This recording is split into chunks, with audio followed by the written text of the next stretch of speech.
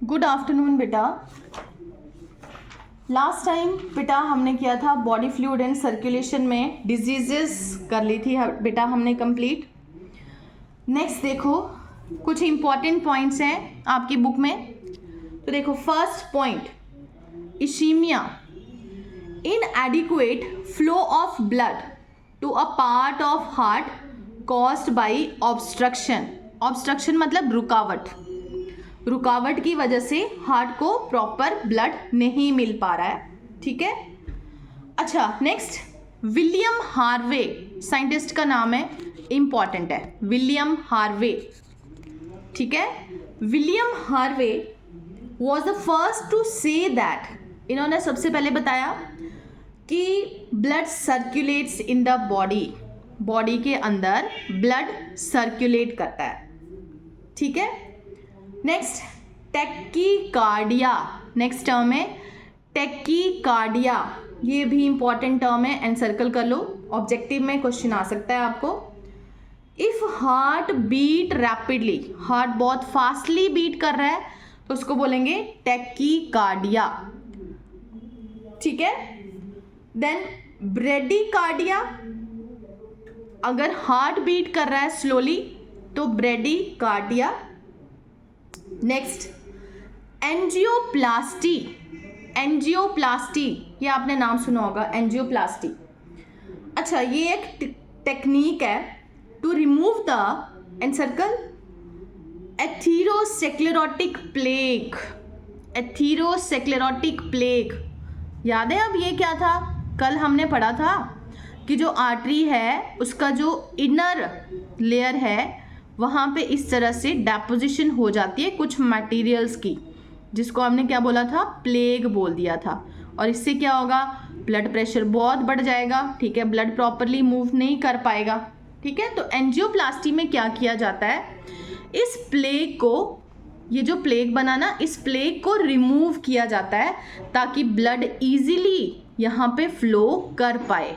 ठीक है, that is known as angioplasty from the coronary artery. और कहाँ पे, कॉरोनरी आर्टरी से। कॉरोनरी आर्टरी ऐसी आर्टरी जो ब्लड सप्लाई करेगी टू द हार्ट। ठीक है, which supply blood to the heart muscles. ठीक है, थ्रू द बलूनिंग, अंडरलाइन करो। तो इसके लिए जो प्रोसेस यूज की जाती है उसका नाम है बलूनिंग। ठीक है, एंजियोप्लास्टी में बलूनिंग प्रोसेस यूज की जाती है, मतलब यहाँ पे एक मटेरियल ऐड किया जाता है, बलूनिंग, बलून सा ऐड किया जाता है। ठीक है, जैसे आर्टरी है ना, आर्टरी के अंदर ऐसे बलून सा ऐड करेंगे जिसकी वजह से वहाँ से प्लेग को रिमूव कर दिया जाएगा। ठीक है, और ये जो ल्यूमन था जो पहले नैरो हो गया था, अब फिर से ये कैसा हो जाएगा, वाइड हो जाएगा। ठीक है, अच्छा नेक्स्ट बेटा, स्टंट्स, अंडरलाइन करो स्टंट। ये भी आपने बेसिक टर्म सुनी होगी कि भाई उसको स्टंट पढ़ा है। ठीक है, तो ये स्टंट क्या होता है, it is a special device made up of, underline करो, स्टेनलेस स्टील। एक स्पेशल तरह की डिवाइस होती है, स्टेनलेस स्टील की बनी होती है, विच can be permanently placed in an artery, जिसको हम परमानेंटली आर्टरी के अंदर फिट कर देते हैं। ठीक है, जैसे स्टेनलेस स्टील की बनी होगी, इस तरह से स्टेनलेस स्टील की बनी होगी, इसको हम आर्टरी के अंदर डाल देंगे। जब इसको आर्टरी के अंदर इंसर्ट कर देंगे तो ल्यूमन जो नैरो हुआ था ना, ठीक है, जो नैरो हो गया था ल्यूमन, अब फिर से वो वाइड ही रहेगा। जैसे मान लो एक पर्टिकुलर जगह पे बहुत ज़्यादा डेपोजिशन हो गई है, या कोई क्लॉट बन गया था, या कुछ इस तरह की चीज़ें, तो वहाँ पे क्या करेंगे, ये स्टंट डाल देंगे। ठीक है, स्टेनलेस स्टील की बनी हुई जो डिवाइस है ना, यहाँ पे डाल देंगे। ठीक है, इस पर्टिकुलर जगह पे डाल देंगे। अगर ये स्टेनलेस स्टील बनी डिवाइस यहाँ पे डाल दी गई तब थोड़ी ना सवाल पैदा होता है कि ये दोबारा नैरो हो जाएगी, नहीं ना, तो ये वाइड ही रहेगी और ब्लड प्रॉपरली फ्लो कर पाएगा। ठीक है, तो it is made up of stainless steel which can be permanently placed in an artery to ensure proper blood circulation. Next आइए, कॉरोनरी आर्टरी बाईपास ग्राफ्टिंग, जिसको हम बोलते हैं बाईपास सर्जरी। ठीक है, बाईपास सर्जरी। अब ये क्या है, bypass surgery, in this a blood vessel is taken from the another part, bypass surgery में बेटा जैसे मान लो हमारी बॉडी का जो ब्लड वेसल है उसमें ब्लड प्रॉपरली मूव नहीं करा जा रहा है, तो हम अपनी ही बॉडी से किसी और जगह से ब्लड वेसल लेके वहाँ पे इंसर्ट कर देंगे, ठीक है। तो in this blood vessel is taken from another part of the body, same body के किसी दूसरे पार्ट से ब्लड वेसल लिया जाता है। It is use to bypass the blocking area of coronary artery. अगर कॉर्नरी आर्टरी कहीं से ब्लॉक हो गई है तो उस ब्लॉकिंग पार्ट की जगह हमने दूसरे पार्ट से जो आर्टरी ले ली है उस आर्टरी को इंसर्ट कर देंगे और ब्लड फ्लो होना शुरू हो जाएगा, ठीक है। आगे एनसर्कल करो। Next, blue whale, it is mammal. याद रखना है बेटा, ये भी एक इंपॉर्टेंट क्वेश्चन है यहाँ पे।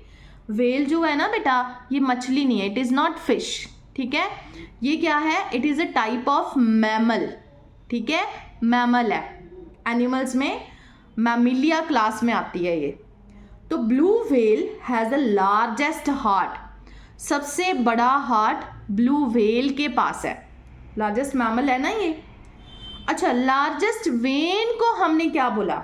लार्जेस्ट वेन इंफीरियर वेना कावा। ब्लड में हमने पढ़ा था ना सुपीरियर और इंफीरियर वेना कावा, तो इंफीरियर वेना कावा इज द लार्जेस्ट वेन हमारी बॉडी के अंदर।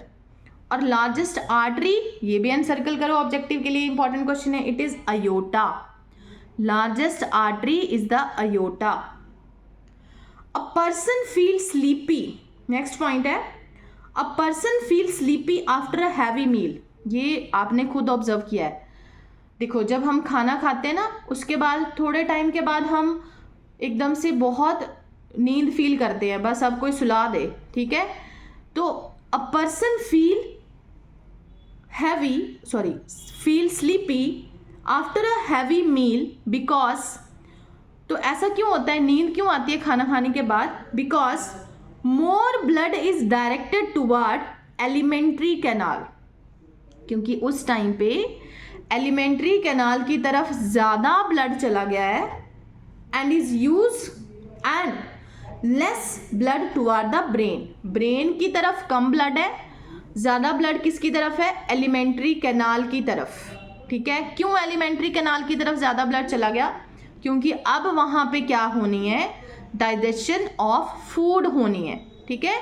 तो फूड को प्रॉपरली डाइजेस्ट करने के लिए ज़्यादा ब्लड किस तरफ चला गया? एलिमेंट्री कैनाल की तरफ। ब्रेन के पास कम ब्लड है, तो उसकी वजह से फिर हमें स्लीपी फील होना शुरू हो जाता है।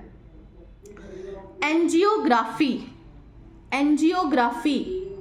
एंजियोप्लास्टी अलग था, अब आते हैं एंजियोग्राफी। एंजियोग्राफी में क्या किया जाता है? X-ray of the blood vessel, blood vessel का एक्सरे किया जाता है। अब आप कहोगे ब्लड वेसल का भी एक्सरे होता है, ठीक है, बट ये देखो कैसे। ब्लड वेसल का एक्सरे किया जाएगा after, underline, injection of radio opaque substance. Radio opaque substance कौन सा है? ऐसा substance which have the property to absorb x ray.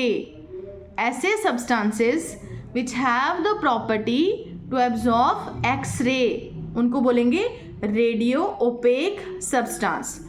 जैसे मोस्टली इसमें बेरियम यूज़ किया जाता है या फिर आयोडीन यूज़ किया जाता है, ठीक है। These are radio opaque substance जो क्या करते हैं? एक्सरे को एब्जॉर्ब कर लेते हैं। तो एंजियोग्राफी में पहले इनके इंजेक्शन लगाए जाते हैं, फिर ब्लड वेसल्स का एक्सरे किया जाता है। Next point, a blue baby. Blue baby किसको बोला जाता है? It is the name given to an abnormal human baby. Normal नहीं बेटा, abnormal human baby who has a hole in ventricular septum. हमने पढ़ा था वेंट्रिकल्स के बीच में इस तरह से सेप्टम था, ये था इंटरवेंट्रिकुलर सेप्टम, ठीक है। ऐसे हार्ट चैम्बर थे ना, और यहाँ पे interventricular septum is present if there is presence of hole, ठीक है।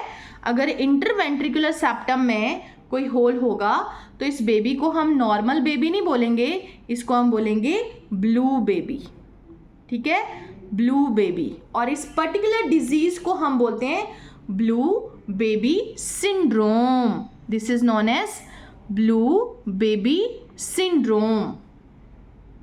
ठीक है, अच्छा next renal vein. Renal vein, अब renal word is related with the kidney, मतलब ऐसी वेन जो कहाँ से आ रही है, किडनी से आ रही है। अंडरलाइन कर लो रेनल वेन और साथ में लिख लो carry blood from kidney, carry blood from kidney to inferior vena cava, inferior vena cava. ठीक है, तो रेनल वेन क्या लेके आएगी, डीऑक्सीजनेटेड ब्लड लेके आएगी। कहाँ से लेके आएगी, किडनी से लेके आएगी। अब किडनी क्या करता है, किडनी बेटा हमारे ब्लड को फिल्टर करता है। तो ब्लड के अंदर जो भी नाइट्रोजिनस वेस्ट होते हैं वो किडनी के थ्रू, जब किडनी ब्लड को फिल्टर करेंगी ना तो उसके थ्रू वो बाहर निकल जाएंगे। ठीक है, तो देखो renal vein which carry blood from kidney कहाँ तक लेके जाएगी, to the inferior vena cava. It carries, and circle करो, very important question, least amount of urea, क्योंकि वहां से जो ब्लड आया, ठीक है, वो कैसा है, फिल्टर्ड ब्लड, तो सारा यूरिया कहाँ चला गया, यूरिन की फॉर्म में बाहर एक्सक्रीट हो गया। हिपैटिक वेन, ये कल हमने पढ़ लिया था, हिपैटिक वेन जो लीवर से आ रही है, इट कैरीज मैक्सिमम यूरिया, ये भी एनसर्कल करो, क्योंकि यूरिया फॉर्मेशन कहाँ पे हो रही थी, इन द लीवर, इसलिए वो वाली पर्टिकुलर वेन जो लीवर से आएगी उसके पास क्या होगा, maximum urea. Dextrocardia, next term है dextrocardia. If heart is displaced to the right side, वैसे तो हार्ट हमें पता है ventricle is tilt toward the left side, ठीक है, if it is toward the right side तो इसको हम बोलेंगे डेक्स्ट्रोकार्डिया। नेक्स्ट इज, अंडरलाइन करो नेक्स्ट पॉइंट, थ्रोम्बस। थ्रोम्बस मतलब क्लॉट, थ्रोम्बस हमने पढ़ा था clot in the blood vessel in the brain. अगर मान लो ब्रेन के ब्लड वेसल में कोई क्लॉट बन गया है, ठीक है, it is called as stroke. पीछे हमने पढ़ा था स्ट्रोक, है ना, स्ट्रोक मतलब क्लॉट बन जाना। ठीक है, आगे HDL, ये मैंने आपको बता दिया, high density lipoproteins, it is good type of cholesterol. Underline करो, it reduce risk of coronary heart disease. अगर गुड कोलेस्ट्रॉल है मतलब वो हमारी बॉडी में यूज हो रहा है, बॉडी फंक्शनिंग के लिए यूज हो रहा है, सेल्स में यूज हो रहा है, तो ये वो वाला कोलेस्ट्रॉल होगा जिसकी वजह से हार्ट अटैक आने के कोई चांसेस नहीं होंगे, ठीक है, या कम चांसेस होंगे। LDL, low density lipoproteins, increases risk of coronary heart disease because it is bad type of cholesterol. ठीक है जी बेटा, नेक्स्ट हम मेन टॉपिक अपना जो शुरू कर रहे हैं वो है लिम्फ।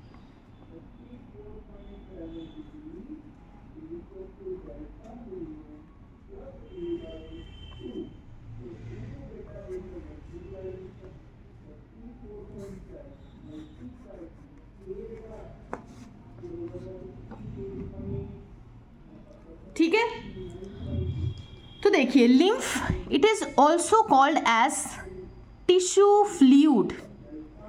लिम्फ को हम क्या बोलेंगे, टिश्यू फ्लूइड बोलेंगे। लिम्फ मतलब टिश्यू फ्लूइड।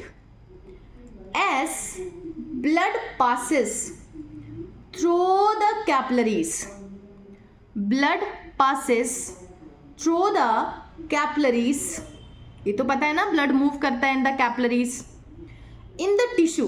ठीक है, जैसे मान लो इस तरह से बॉडी में कुछ सेल्स हैं, ठीक है, और ये मैंने बना दी बीच में कैपिलरीज, ये है कैपिलरीज। ठीक है, जब ब्लड इन कैपिलरीज में मूव करेगा, ठीक है, ये क्या होंगे, टिश्यूज। जैसे ही ब्लड कैपिलरी में मूव करा, some water, underline, some water along with many water soluble substances, some water, तो इन कैपिलरी में से कुछ पानी बाहर आया, water and water soluble, water soluble substances, ठीक है, they move out into the space, कहाँ पे, स्पेस में आगे, ये वाले स्पेस में आगे, ठीक है, move out into the space, ठीक है, ये वाला पर्टिकुलर एरिया, इस एरिया में आगे, ठीक है, क्या, water and water soluble substances. अच्छा, between the cells of tissue, कहाँ पे है ये स्पेस, इन सेल्स के बीच में, ठीक है, कैपिलरी से बाहर कुछ चीज़ें आई, क्या चीज़ें आई, water and water soluble substances, ठीक है, move out into the spaces between the cells of tissues. आगे underline, larger protein, very very important line बेटा, larger proteins and most of the formed elements, larger proteins and most of the formed elements, they do not pass the capillaries। याद रखना है, जैसे अलग से अगर मैं डायग्राम शो करूं तो ऐसे कैपिलरी है, ब्लड कैपिलरी, ठीक है, इस कैपिलरी के अंदर क्या है बेटा, ब्लड है, ठीक है, ब्लड, और आपको पता है blood is made up of किस किस का बना हुआ है, plasma, plasma and formed elements, blood is made up of plasma and formed elements. तो हम किसकी बात कर रहे हैं, हम बात कर रहे हैं भाई जो कैपिलरी है उससे कुछ चीज़ें बाहर आ गई, ठीक है, क्या चीज़ें बाहर आई, वाटर, पानी आ गया, और वाटर सॉल्युबल कुछ सब्सटेंसेस बाहर आ गए, ठीक है। इंपॉर्टेंट आगे क्या चीज़ है कि भाई जो लार्जर प्रोटीन थे ब्लड में, हमने पढ़ा था ब्लड में प्रोटीन्स, ग्लोबुलिन प्रोटीन, ठीक है, फिर फाइब्रिनोजन, प्रोथ्रोम्बिन, इस तरह के प्रोटीन्स हमने पढ़े थे। तो जो लार्जर प्रोटीन होंगे, लार्जर प्रोटीन याद रखना है, larger protein and most of the formed elements and formed elements, most of the formed elements they do not pass, वो बाहर नहीं आएंगे, ठीक है। formed elements में से आपने याद रखना है WBCs आ सकते हैं, मोनोसाइट्स कैन कम, सिर्फ मोनोसाइट्स बाहर आ सकते हैं, मोनोसाइट्स कैन कम आउटसाइड, ठीक है, क्लियर। अच्छा, इस बेस पे आपको क्वेश्चन पूछा जाता है कि लिम्फ में क्या क्या चीज़ें प्रेजेंट होती हैं, तो आपने याद रखना है लिम्फ में no RBCs are there, no RBCs are there, ठीक है, एंड लेस डब्ल्यूबीसीज आर देयर, डब्ल्यूबीसीज होंगी बट सारी नहीं होंगी, कुछ ही डब्ल्यूबीसीज होंगी, जैसे एग्जांपल मोनोसाइट्स, ठीक है। दिस फ्लूइड रिलीज्ड आउट, तो ये जो फ्लूइड बाहर आया कैपिलरी से, इस फ्लूइड को हम बोलते हैं, सर्कल कर लो, इंटरस्टिशियल फ्लूइड या फिर टिश्यू फ्लूइड, इसी को ही हमने बोला टिश्यू फ्लूइड या फिर लिम्फ या फिर interstitial fluid. It has same mineral distribution as in plasma, ये भी अंडरलाइन करो। और ये जो टिश्यू फ्लूइड है ये वाला, ठीक है, ये जो फ्लूइड है, लिम्फ मतलब जो बाहर आया है ना, ये वाला फ्लूइड, इसकी कंपोजिशन ऑलमोस्ट सेम है, मिनरल कंपोजिशन, मतलब यहाँ पे सेम मिनरल्स होंगे एज इन प्लाज्मा, ठीक है, क्योंकि ये खुद क्या है, प्लाज्मा से ही आया बाहर, ठीक है। तो जो पानी है या पानी सॉल्युबल सब्सटेंसेस हैं वो कहाँ से आ रहे हैं, प्लाज्मा से ही आ रहे हैं, ठीक है। तो same composition as minerals of plasma. अच्छा, exchange of nutrient gases etcetera between the blood and the cells, तो जो भी न्यूट्रिएंट या फिर गैसेस का जो एक्सचेंज होता है वो कैसे होता है between the blood and the cells, वो कैसे होगा, बस इसी फ्लूइड के थ्रू। याद करो पीछे हम एक डायग्राम कर रहे थे, पिछले चैप्टर में, तो हमने ऐसे डायग्राम बनाई थी भाई कि ब्लड ऑक्सीजनेटेड और डीऑक्सीजनेटेड ब्लड मूव करेगा कहाँ पे? In the cells. तो इस तरह से हम सेल्स बना रहे थे, ये हमने टिश्यू बनाए थे, ठीक है। इस तरफ से ब्लड आ रहा था, ऑक्सीजनेटेड ब्लड, ऑक्सीजनेटेड ब्लड, और इस तरफ ब्लड था डीऑक्सीजनेटेड, डीऑक्सीजनेटेड ब्लड, ठीक है। तो इस ब्लड में से ऑक्सीजन यहाँ आ रही थी, there is exchange of gases, यहाँ पे ऑक्सीजन आ रही थी, और इस तरफ क्या जा रहा था? कार्बन डाइऑक्साइड जा रही थी, ठीक है। तो ये एक्सचेंज किसके थ्रू हो रहा है? बीच में यहाँ पे एक सब्सटेंस था, ठीक है। इस सब्सटेंस को हमने क्या बोला था? Interstitial fluid. इसको हमने बोला था इंटरस्टिशियल फ्लूइड बोल दिया था, ठीक है। तो देखो, most of the exchange of the nutrient gases between the blood and cells always occur through this tissue fluid, ठीक है, दिस टिश्यू फ्लूइड। तो इस फ्लूइड को हम क्या बोलते हैं? Middle man. ब्रैकेट में लिख लो बेटा यहाँ पे, this is also known as middle man, ठीक है। इंटरस्टिशियल फ्लूइड को, लिम्फ को हमने मिडल मैन भी बोल दिया। अब आते हैं लिम्फेटिक सिस्टम की बात करेंगे अब हम, ठीक है। लिम्फ कहाँ पे फ्लो करता है? लिम्फ फ्लो करता है in the lymphatic system. Lymphatic system में क्या क्या चीज़ें आती हैं? लिम्फ नोड आते हैं और लिम्फ वेसल्स आते हैं। लिम्फ वेसल्स हमने पढ़े थे पीछे, इनको हमने लैक्टील्स बोला था, and lymph nodes are also there. जैसे देखो आपकी बुक में एक डायग्राम बनी पड़ी है राइट हैंड साइड को, this is the human lymphatic system, ठीक है। तो इस सिस्टम में आपको ऐसे कुछ लाइंस दिख रही हैं, ठीक है, इस तरह से। इनको हमने बोल दिया लैक्टील्स या फिर लिम्फ। और देखो ऐसे कुछ पॉइंट्स दिख रहे होंगे, ठीक है, राउंड राउंड, ये क्या है? Lymph node. इसको मैंने लिख दिया यहाँ पे लिम्फ नोड, ठीक है। और ये क्या है? Lymph vessel. लिम्फ वेसल को हम बोल देते हैं लैक्टील। लैक्टील मतलब लिम्फ वेसल।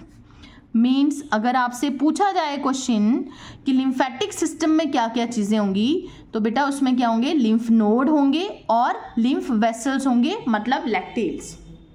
तो देखो अब राइट साइड पे जो डायग्राम बनी है बेटा, आपको डायग्राम करने की ज़रूरत नहीं है, बनाने की ज़रूरत नहीं है, ड्रॉ नहीं करनी है आपने, ठीक है।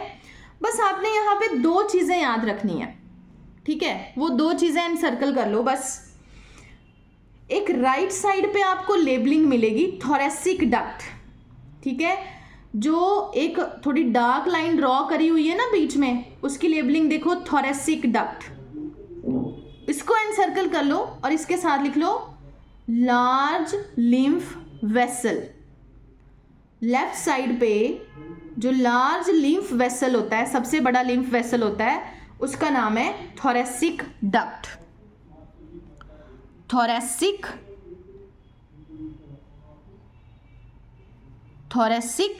डक्ट, सॉरी, थोरेसिक डक्ट,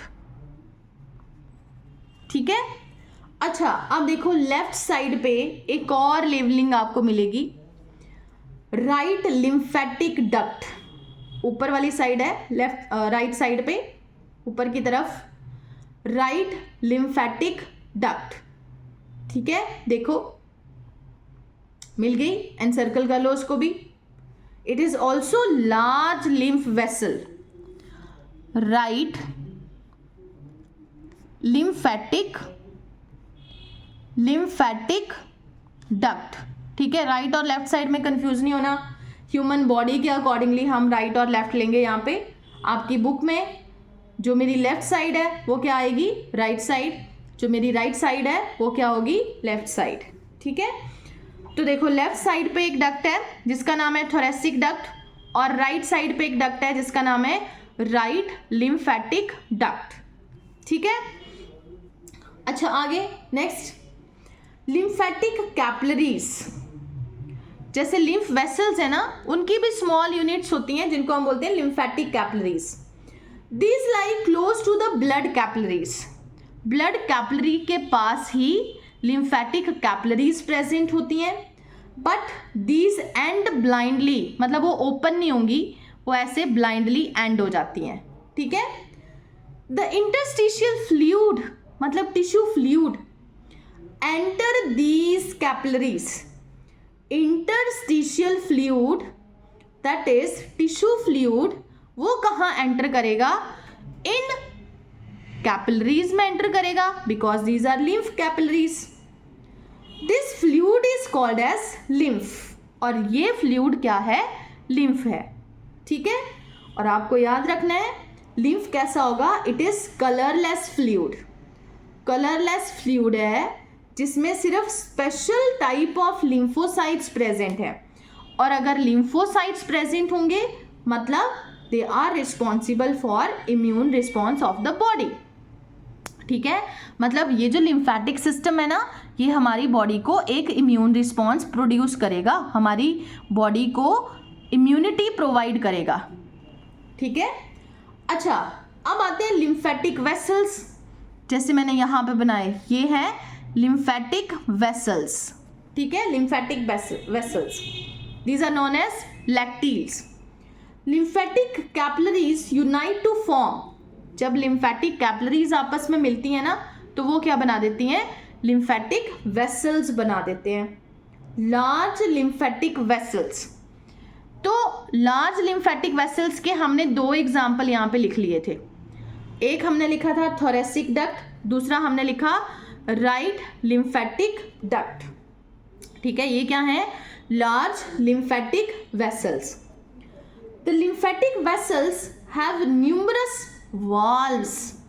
इन लिम्फेटिक वेसल्स में बहुत सारे वाल्व्स होते हैं।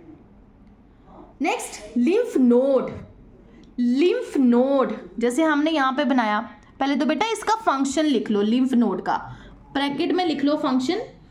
इट फिल्टर द लिम्फ, इसका काम है लिम्फ को फिल्टर करना, फिल्टर द लिम्फ। ठीक है, लिम्फ को फिल्टर करेगा।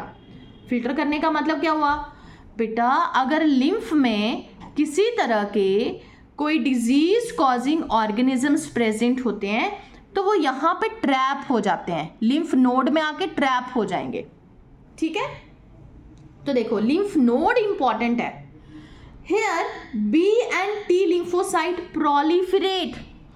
लिम्फ नोड में क्या होता है बेटा, B lymphocytes and T lymphocytes, very very important. और आपको पता है कि बी लिम्फोसाइट और टी लिम्फोसाइट्स क्या करते हैं, इम्यूनिटी प्रोवाइड करते हैं बॉडी को। ठीक है, तो देखो lymph node they have B and T lymphocyte, यहाँ पे बी और टी लिम्फोसाइट प्रोलिफरेट करेंगे, मतलब डिवाइड करेंगे। यहाँ पे बहुत सारे बी और टी लिम्फोसाइट्स हैं।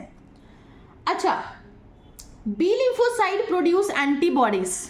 अब functions of B cells, B lymphocytes, इनका काम होता है एंटीबॉडीज बनाना, वेरी इंपॉर्टेंट फंक्शन, +2 में भी आप पढ़ोगे, फॉर्मेशन ऑफ एंटीबॉडीज। ठीक है, और टी लिम्फोसाइट्स का काम क्या होता है, ये डायरेक्टली तो एंटीबॉडीज नहीं बनाते but they help B lymphocyte, ये बी लिम्फोसाइट्स की हेल्प करते हैं बेटा। किस चीज़ में हेल्प करते हैं, एंटीबॉडीज बनाने में हेल्प करते हैं। ठीक है, मतलब अगर मैं यहाँ पे एक कल्ला लिम्फ नोड बनाऊँ ना, ये वाला लिम्फ नोड, ठीक है, इसको मैंने मार्क कर दिया ऐसे, इट इज़ लिम्फ नोड।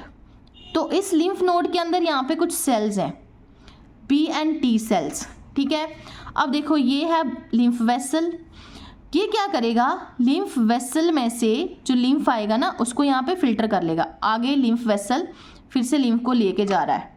अगर मान लो इस लिम्फ वेसल के अंदर कोई माइक्रो ऑर्गेनिज्म होगा, ठीक है, डिजीज कॉजिंग ऑर्गेनिज्म होगा, यहाँ पे मैंने बना दिया, मान लो यहाँ पे कोई छोटा सा ये डिजीज कॉजिंग ऑर्गेनिज्म है, कोई माइक्रो ऑर्गेनिज्म है। ठीक है, तो इसने क्या किया, लिम्फ नोड ने क्या किया, इस माइक्रो ऑर्गेनिज्म को ट्रैप कर लिया। ये है देखो माइक्रो ऑर्गेनिज्म, जब ये यहाँ पे ट्रैप हो गया तो यहाँ पे जो बी और टी लिम्फोसाइट्स हैं वो अब क्या करेंगे, बी लिम्फोसाइट्स एंटीबॉडी बनाएंगे, टी लिम्फोसाइट्स उनकी हेल्प करेंगे एंटीबॉडी बनाने के लिए, और इस माइक्रो ऑर्गेनिज्म को जो इन्होंने ट्रैप करके रखा हुआ है उसको ये ख़त्म कर देंगे। ठीक है, मतलब लिम्फ नोड के अंदर ये जो माइक्रो ऑर्गेनिज्म है ये ख़त्म हो जाएगा। ठीक है, against the invading micro organism. आगे देखो, लिम्फ वेसल्स की बात हो रही है, वही thoracic duct, the lymphatic vessel of left side, left side का जो लिम्फेटिक वेसल है, ठीक है, दे यूनाइट टू फॉर्म एक बड़ा सा डक्ट बनेगा जिसको हम क्या बोलेंगे, थोरेसिक डक्ट। ठीक है, तो देख लो अपनी डायग्राम में लेफ्ट साइड पे बना पड़ा है एक डक्ट है जिसको हमने बोला thoracic duct. This duct begin eight, कहाँ पे शुरू हुआ, सिस्टर्ना काइली, अंडरलाइन करो सिस्टर्ना काइली, और साथ में लिख लो, साथ में लिख लो बेटा सैक। सिस्टर्ना काइली क्या है, it is a type of sac in, बस इतना लिखो सैक। ठीक है, देखो जरा अपनी डायग्राम, जहां पे ये डक्ट बना पड़ा है थोरेसिक डक्ट, ठीक है, वहां पे लोअर साइड की तरफ अगर हम आते हैं ना थोरेसिक डक्ट की तरफ, तो एक लेबलिंग है रिसेप्टिक्युलम काइली, मिला आपको रिसेप्टिक्युलम काइली, उस काइली के साथ लिख लो सैक। ठीक है, इस सैक की बात हो रही है। ठीक है, thoracic duct, thoracic duct discharge its lymph into the left subclavian vein, left subclavian vein, underline कर लो सबक्लेवियन वेन, और सबक्लेवियन वेन के साथ लिख लो अंडर द आर्म, ये वेन कहाँ पे है, आर्म के नीचे, अंडर द वेन। तो देखो ये भी आपको लेबलिंग मिलेगी, लेफ्ट सबक्लेवियन वेन, मतलब इसने अपना लिम्फ सारा कहाँ डिस्चार्ज कर दिया, लेफ्ट साइड पे हमारी आर्म के नीचे, अंडर द आर्म, आर्म के नीचे एक वेन है, ठीक है, जिसका नाम है सबक्लेवियन वेन। ठीक है, just below the clavicle, clavicle पता है ना बेटा, हमारी जो क्लेविकल है, जो कॉलर बोन है, ठीक है, उस कॉलर बोन के नीचे एक वेन है जहां पे ये अपना लिम्फ डिस्चार्ज कर देता है। Next is right lymphatic duct, right lymphatic duct. अब ये क्या है, the lymphatic vessels of right side of thorax, right side के जो लिम्फेटिक वेसल्स हैं थोरेक्स के, हेड के, नेक के, they unite to form right lymphatic duct. क्या बना देंगे, राइट लिम्फेटिक डक्ट बना देंगे। It discharge its lymph into the right subclavian vein, और ये अपना लिम्फ कहाँ डिस्चार्ज करेगा, राइट साइड पे जो सबक्लेवियन वेन होगी उसमें डिस्चार्ज कर देगा। ठीक है, तो आपकी डायग्राम में बनी हुई है, राइट साइड पे एक सबक्लेवियन वेन है जहाँ पे ये डक्ट अपना लिम्फ डिस्चार्ज कर रहा है, ऐसे ही लेफ्ट साइड पे भी एक सबक्लेवियन वेन है जहाँ पे लिम्फ अपना, जहाँ पे डक्ट अपना लिम्फ डिस्चार्ज कर रहा है। अब आते हैं फंक्शंस ऑफ लिम्फ। अच्छा जी, फंक्शंस आपके लिए इंपॉर्टेंट है, देखो अब functions of lymph, functions of lymph, देखो first function, it is colourless. मैंने आपको बता दिया लिम्फ कैसा है, कलरलेस है। Colourless fluid containing specialised, special type of, क्या बेटा, लिम्फोसाइट्स। कौन से, मोनोसाइट्स हैं, एंड सर्कल कर लो और साथ में लिख लो मोनोसाइट्स। लिम्फ कैसा है, इट इज कलरलेस, कलरलेस है बेटा, और इसमें क्या है, special type of, special type of important है, special type of lymphocyte, lymphocyte, और वो कौन से लिम्फोसाइट है, दीज आर मोनोसाइट्स, मोनोसाइट्स। ठीक है, विच प्रोड्यूस एंटीबॉडीज, जो क्या प्रोड्यूस करेंगे, एंटीबॉडीज प्रोड्यूस करेंगे, responsible for the immune response of the body, जो हमारी बॉडी को इम्यून रिस्पॉन्स दे रहे हैं। Second, it is important carrier, क्योंकि टिश्यू फ्लूइड है ना, इंटरस्टिशियल फ्लूइड है, तो it is important carrier for nutrients, किसके लिए, न्यूट्रिएंट्स के लिए, एक इम्पॉर्टेंट कैरियर है, ठीक है। हॉर्मोन्स के लिए एक इम्पॉर्टेंट कैरियर है, मतलब बॉडी के अंदर जो हॉर्मोन्स हैं या न्यूट्रिएंट्स हैं वो किसके थ्रू कैरी होंगे? With the help of lymph. तो it is a type of carrier जो क्या कैरी कर रहा है? Nutrients and hormone. Third function है fat are absorb through the lacteals. Underline कर लो लाइन, डाइजेशन वाले चैप्टर में हमने ये पढ़ लिया है कि फैट की एब्जॉर्प्शन किसके थ्रू होती है? With the help of lymph vessels. और वो लिम्फ वेसल्स कैसे थे? क्या बोला था उनको? लैक्टील्स बोला था, which are present in intestinal villi. इस तरह से हमने विलाई बनाए थे, ठीक है। अगर ये मान लो इंटेस्टाइनल ल्यूमन है तो यहाँ पे हमने पढ़ा था कि इधर क्या प्रेजेंट होंगे? लिम्फ वेसल्स प्रेजेंट थे, ठीक है, जिनको हमने क्या बोला था? लैक्टील्स बोला था। और यहाँ पे जो भी फैट होगा वो सारा फैट किसके थ्रू एब्जॉर्ब होगा? इन लैक्टील्स के थ्रू एब्जॉर्ब होगा, ठीक है, थ्रू द लैक्टील्स। तो these are some important functions of the lymph. आगे next term pulse pressure. Difference between systolic, underline करो, सिस्टोलिक कितना था प्रेशर? 120, है ना। सिस्टोलिक प्रेशर कितना था? 120। एंड डायास्टोलिक कितना था? 80। Difference between systolic pressure that is 120 and diastolic pressure कितना डिफरेंस हुआ? 120 माइनस 80 इज इक्वल टू 40। तो क्या आ गया? 40 mmHg, है ना। तो इस 40 को हमने क्या बोला? It is known as pulse pressure. इसको हम क्या बोलते हैं? Pulse pressure. Difference between systolic and diastolic pressure is called as pulse pressure, ठीक है। तो ये आपका कंप्लीट हो गया बेटा। नेक्स्ट देखो difference between blood and lymph. पहले यहाँ तक देख लो, कुछ पूछना है तो पूछ लो। Any doubt?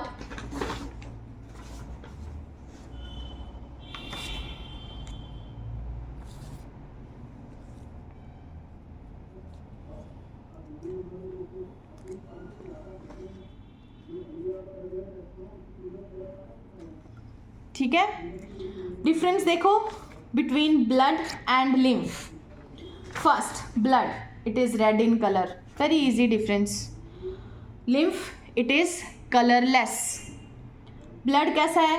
It start from heart and flowing through the arteries, capillaries and vein and again return to the heart. Heart से निकला ऑक्सीजनेटेड ब्लड और उसके बाद वापस कहाँ पे आ गया? डीऑक्सीजनेटेड ब्लड बन के दोबारा हार्ट में आ गया। Lymph, it start from the tissue space. अभी हमने किया, लिम्फ कहाँ से स्टार्ट हुआ? टिश्यू स्पेस से स्टार्ट हुआ and flowing through the lymphatic capillaries, lymphatic vessels, और कहाँ पे जाके एंटर हो गया बाद में? In the subclavian veins below the arms. It consist of, blood में क्या क्या चीज़ें हैं? प्लाज्मा, अभी हम पढ़ रहे थे, plasma and formed elements like erythrocytes, leucocytes and platelets. ये क्या है? सारे फॉर्म्ड एलिमेंट्स। जबकि लिम्फ में क्या चीज़ें हैं? It consist of plasma and leucocytes only. इसमें क्या होंगे? सिर्फ प्लाज्मा एंड ल्यूकोसाइट्स मतलब WBCs। और इन WBCs में भी मेन WBCs कौन से थे? मोनोसाइट्स सिर्फ। Next blood, it contains more plasma protein. Blood में ज़्यादा प्लाज्मा प्रोटीन प्रेजेंट होंगे, मोर कैल्शियम एंड फॉस्फोरस, ज़्यादा कैल्शियम प्रेजेंट होगा, फॉस्फोरस प्रेजेंट होगा। जबकि lymph, it contain fewer plasma protein होंगे बट कम होंगे। लार्जर प्रोटीन तो आए नहीं बाहर, हमने यहाँ पे पढ़ लिया लार्जर प्रोटीन्स और फॉर्म्ड एलिमेंट्स वो बाहर नहीं आएंगे, ठीक है, they do not come outside. तो it contain fewer plasma proteins and less calcium and phosphorus. Blood, it flow rapidly, underline करो, रैपिड फ्लो क्लोज्ड स्पेस में क्योंकि ब्लड मूव कर रहा है ना बेटा, साथ में ये भी लिख लो क्लोज स्पेस, क्योंकि ब्लड क्लोज स्पेस में मूव कर रहा है इसलिए वो फास्टली मूव करता है, जबकि lymph it flow slowly. Slowly क्यों? Because in open space, bracket में लिख लो open space. It mainly transport material from one organ to another. जो ब्लड है वो क्या करता है, एक ऑर्गन से दूसरे ऑर्गन तक मटेरियल लेके जाता है, ठीक है, जैसे गैसेस, ठीक है, गैसेस एक्सचेंज, या हम और बाकी चीज़ों की भी बात कर रहे थे जैसे न्यूट्रिएंट, ठीक है, इंटेस्टाइन से न्यूट्रिएंट लेके जा रहा था। Lymph it carries material from tissue cells to the blood. ये क्या करेगा, टिश्यू सेल से मटेरियल लेके जाएगा किसके पास, ब्लड के पास, ठीक है। तो it is the difference between lymph and blood. अब देख लो, if there is any doubt पूछ लो बेटा।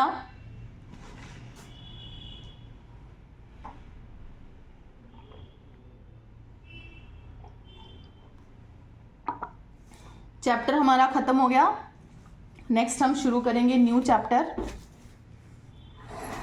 देख लो कोई डाउट है तो पूछ लो।